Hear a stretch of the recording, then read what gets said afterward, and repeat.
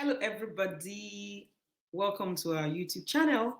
We are the Common Sense Sisters. My name is Yo-Yo. My name is Ella. If it's your first time of seeing these beautiful faces, you are welcome to all the Common Sense Squad. Welcome. We appreciate you all, and we hope you've been enjoying the live session so far.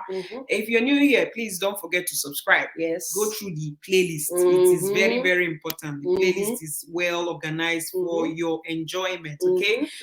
We are on all social media platforms. If you want to check us out, we are on there. And we hope you all are having a wonderful time. This is an interesting topic for today. Yes, today we're going to be talking about the history of feminism. We can do it, Ella. We can do it. We've been wanting to talk about this topic for the past long time. year. For the past year, I said, what better time than to introduce you other than ushering you into the Women's Month?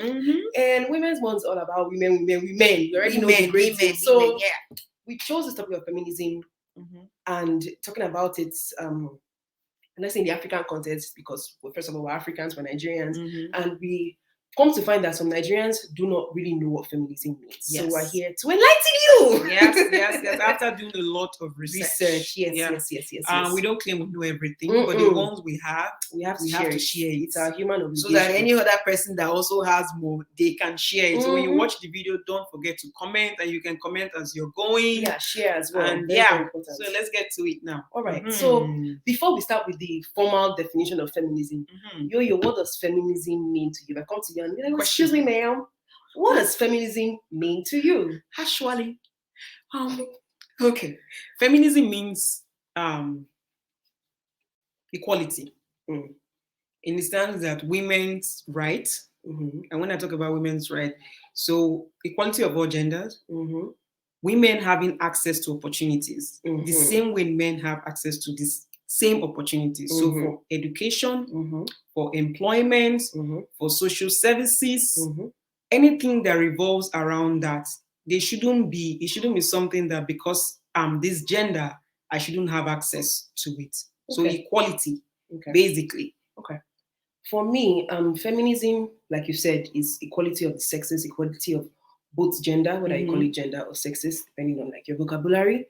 And it's especially for women because historically and even currently, women have been disadvantaged. Yeah. So in plain human term, feminism is the equality for both sexes, for both genders.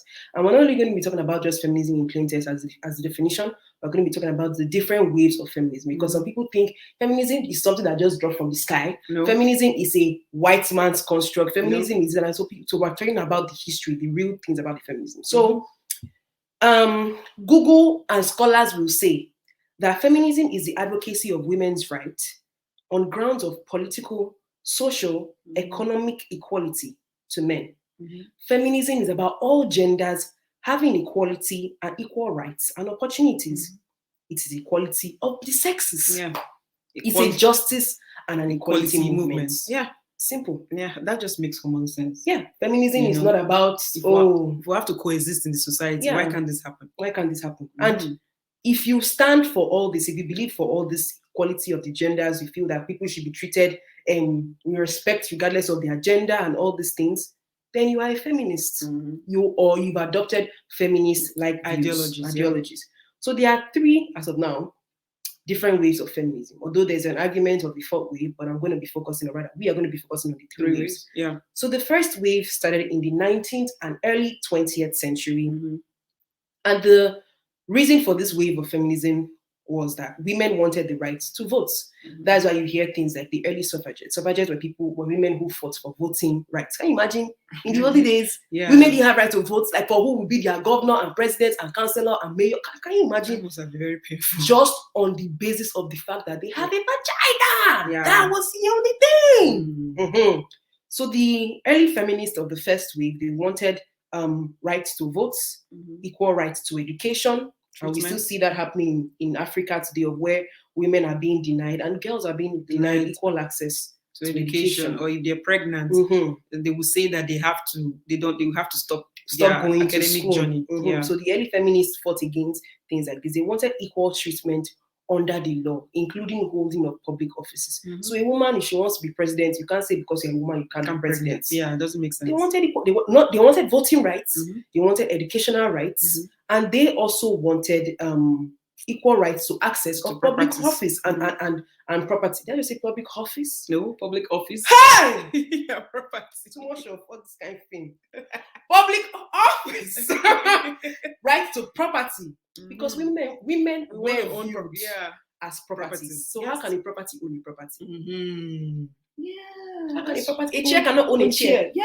Why were women being viewed as property? In those days, and even up to now. Some women are still viewed as property. So the early first wave feminists, these were the things that they wanted. The drawbacks, or rather disadvantage of this first wave feminism is that it focused mainly on white upper middle class women. These women wanted rights to jobs and whatever, but they forgot that women were already working. Obviously, Black women who were in Americas and all of that stuff, they were already working. As maids or nurses or whatever, all that stuff.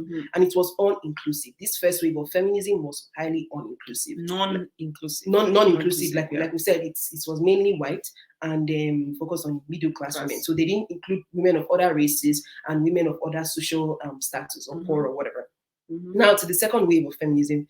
It occurred between the 1960s and ended in the late 1980s or 1990s. And it was born out of the civil rights movement. And I'm talking about it from the American point of view, obviously. Out of the civil rights movement. If you don't know what the civil rights movement is, you can Google it by yourself. Or go to the library and check for books.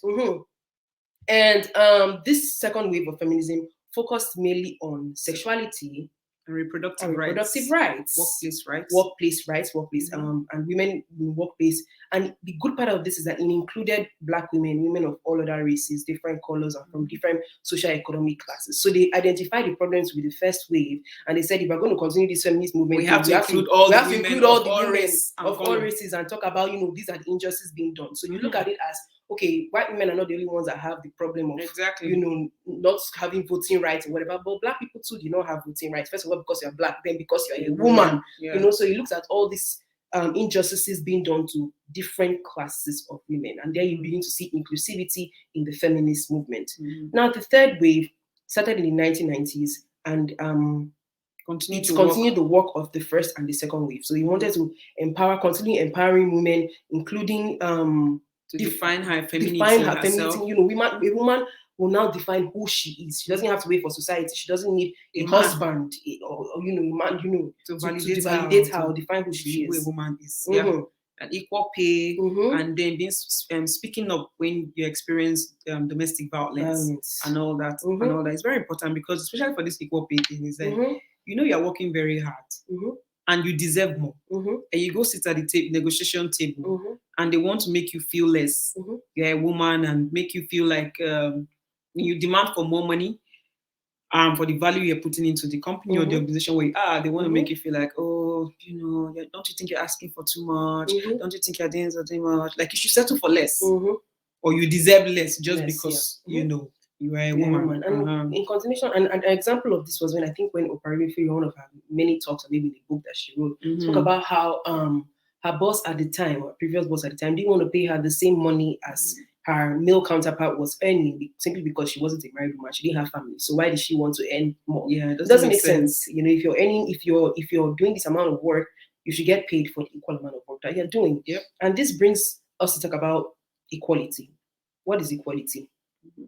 Equality is equality. Tautology. Equality is equality. It needs to be equal. But there are two types of equality. There's substantive and there's formal equality. So in plain man terms or whatever, formal equality is a belief in fairness that a person or persons will have equal treatment regardless. So we're gonna put up the picture. So this is let me first of all stop the running banner. So formal equality is the one on the left. You can look at that picture and say, oh, everybody's on the same amount of bricks. So they're on the same level of life. You do not care if one person is shorter than the other, if one person is a child. You're not giving equal access. So formal equality does not really, in reality, promote equal access. On the other hand, it doesn't. Formal equality doesn't look at privileges that the person has or the race of the person. It doesn't look at any other thing. It just says if everybody is being treated fairly, then that is equality. But not looking at the view of the people the reality. who don't have access within that Equal perceived access. formal equality. Like you can see from the screen, not everybody is able to see. See the game. It's a baseball game. Not game. the three. The man in the blue is the one that has the clearest view, meaning that he has more privileges in life. See. The one at the second level, he has the thing as well. He has privileges, but he still has to stretch. He still has to stretch. While the third person, the person in purple, literally has nothing. He can't even hold on to anything. He can't hold on to anything. Yeah. While on the side, you would see substantive equality, which views humanity in its authentic sense. It's concerned with equitable outcomes and equal opportunities for disadvantaged and marginalized people. So, for example, the person in purple, under the substantive equality picture, you would see that they have 2 blocks that they're able to stand on, and they can see the game being played. And they're so excited because you can see their hand up. In the other picture, you can't see anybody's hand up. You can see their hand.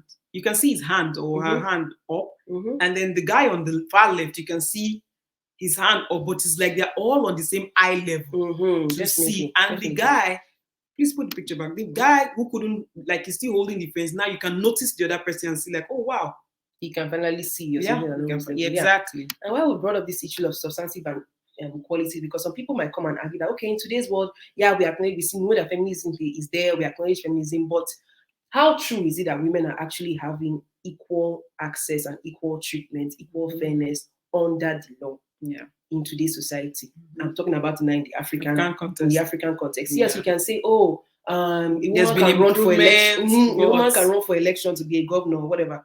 But what are the real chances that she will get elected? She has to face all those hurdles of, first of all, are you married?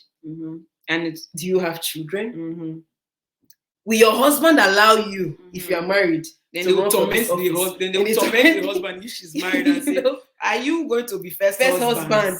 First man, and all those things, So how true is it that women are having equal access to equality in today's world? Yeah. And the one that cuts me the most is about young girls. Those of them that get pregnant while they're in secondary school, and then they punish them. It happens in some African countries. And maybe we'll save this for another video. Okay, we should. But then that's part of the equality stuff we're talking about. So you say, now I can give that one as an example of formal and substantive. Now, 2 of them, now she has somebody who got her pregnant in secondary school, right? The person got pregnant in secondary school. You exact some punishment, lifetime punishment on the girl child who is carrying the baby, and say no school for you. But the boy child can still go to school. But then you will come and disguise and say, but it's equality now. Both of them are going to school. But the punishment is sexist. Anyways, I guess this is where we have to end for this. Yeah, we'll end for today's topic. Because this is a series. We'll expand more on the we should put in the feminist series. We'll expand more. We hope that you've kind of enjoyed this. In your perspective, let us know what feminism means to you. Do you identify as a feminist? Do you know any feminists? Or do you identify with feminist ideology? Because some people don't like labels. But do you identify with the ideologies? You must stand for something, otherwise you fall for anything. Very, very true. Let us know in the comment section. If you've gotten up to this point, thank you for watching. Don't forget to hit the like button. Don't forget to share the video. And until we see you next time, may common sense never depart from you. Bye-bye. Bye.